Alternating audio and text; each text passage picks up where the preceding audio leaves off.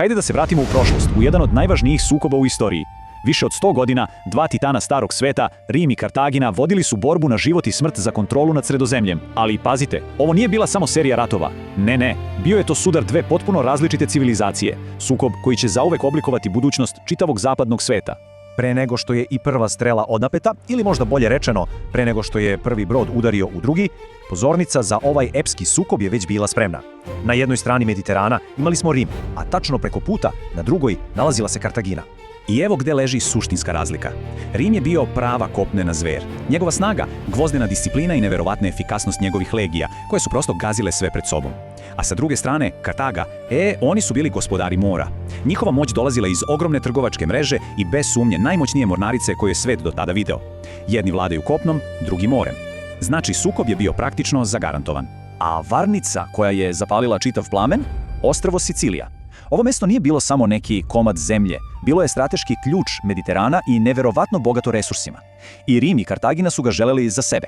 Tu su se njihove ambicije direktno sudarile, čineći rat apsolutno neizbežnim. I tako, stižemo do prvog čina ove epske drame. Rim, koji je do tada bio isključivo kopnena sila, odlučuje da uradi nešto potpuno nezamislivo. Da izazove Kartaginu tamo gde je bila najjača, na otvorenom moru. I ovo nije bio neki kratak okršaj. Rat je besneo pune iscrpljujuće 23 godine. Bio je to brutalan, dugotrajan rat iscrpljivanja u kojem su obe strane pretrpele prosto ogromne gubitke, boreći se za svaki pedalj pomorske dominacije. Rimski odgovor na pomorsku nadmoć Kartagine bio je čista genijalnost. Shvatili su da ne mogu da ih nadmaše u pomorskoj veštini, pa su Rimljani jednostavno promenili pravila igre. Izumeli su korvus ili gravran, spravu koja bi se zabila u neprijateljski brod i omogućila njihovim superiornim legionarima da pređu na palubu. Tako su pomorsku bitku pretvorili u kopnenu. More je odjednom postalo njihovo bojno polje. Posle perioda zatišja, sukob ponovo izbija, ali ovog puta na scenu stupa jedna od najlegendarnijih figura u čitavoj vojnoj istoriji, kartagenski general Hannibal Barca. Ovo poglavlje pripada njemu. Hannibalov plan bio je istovremeno genijalan i potpuno lud. Umjesto da napadne Rim preko mora, gde su ga svi očekivali, on je odlučio da uradi nemoguće. Poveo je svoju ogromnu vojsku, uključujući čuvene ratne slonove, preko zaleđenih Alpa da bi udario Rim tamo gde je bio najranjiviji, u sopstvenom dvorištu. A posljedice tog pohoda bile su, katastrofalne za Rim. U čuvenoj bici kod Kane, Hannibal je Rimljanima naneo poraz od kojeg se civilizacije obično nikada ne oporave. Tog dana, rimska vojska je praktično zbrisana sa lica zemlje. Bio je to najmračniji dan za Republiku i apsolutni vrhunac Hannibalove vojne genijalnosti. I tu se postavlja logično pitanje, nakon ovakvog uništenja, kada se činilo da je apsolutno sve izgubljeno, kako je zaboga Rim uspeo ne samo da preživi, već i da se vrati u borbu? Odgovor je ležao u novoj strategiji i naravno u novom vođi. Na scenu stupa Scipion, koji će kasnije postati poznat kao Afrikanac. On je shvatio da se Hannibal ne može pobediti u Italiji. Zato je uradio nešto što se niko nije usuđivao. Preneo je rat direktno pred vrata Kartagine, u Afriku.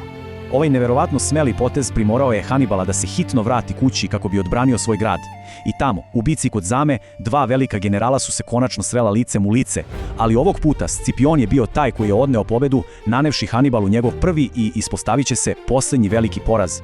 Iako je Kartagina sada bila poražena i značajno oslabljena, za neke u Rimu ona je i dalje predstavljala pretnju. Ta paranoja, taj strah, doveo nas je do posljednjeg i ubedljivo najbrutalnijeg čina ovog drevnog rivalstva. Ova rečenica savršeno ilustruje rimsko raspoloženje. Senator Katon Stariji završavao je apsolutno svaki svoj govor, bez obzira na temu, ovim zlokobnim rečima. To više nije bila politika, postala je čista obsesija. Rim nije želeo samo pobedu, želeo je potpuno, konačno uništenje svog starog neprijatelja. Treći punski rat realno nije bio pravi rat. Više je ličio na egzekuciju. Rim je postavio nemoguće uslove, a kada ih je Kartagina odbila, legije su krenule. Usledila je mučna trogodišnja opsada grada. Kraj je bio apokaliptičan. Grad je spaljen do temelja. Legenda kaže da su polja posuta solju da ništa više nikada ne bi raslo, a ono malo preživeli stanovnika, njih 50.000, prodato je u roblje. Rim se pobrinuo da se Kartagina nikada, ali nikada više ne uzdigne. A kakve su bile posljedice ovog vekovnog sukoba? Pa jednom rečju, monumentalne. Pobeda Rima nije samo okončala jedan rat, ona je stvorila jedan potpuno novi svet. Uništenjem svog jedinog pravog, velikog rivala, Rim više nije imao apsolutno nikoga ko bi mogao da mu stane na put. Put ka potpunoj dominaciji nad čitavim Mediteranom bio je širom otvoren. I tada Sredozemno more u Rimu dobija novi naziv, Mare Nostrum, naše more. To nije bio samo geografski pojem, to je bila izjava o moći. Bio je to simbol da je čitav poznati svet sada rimsko igralište i temelj na kojem će kasnije izrasti moćno rimsko carstvo. I za kraj, ostaje nam da razmislimo o jednom pitanju. Šta da je ishod bio drugačiji? Zamislimo samo na trenutak kako bi naš svet danas izgledao da je kod Zame pobedio Hanibal, a ne Scipion. Istorija koju poznajemo mogla je teći potpuno drugačijim, danas gotovo nezamislivim tokom.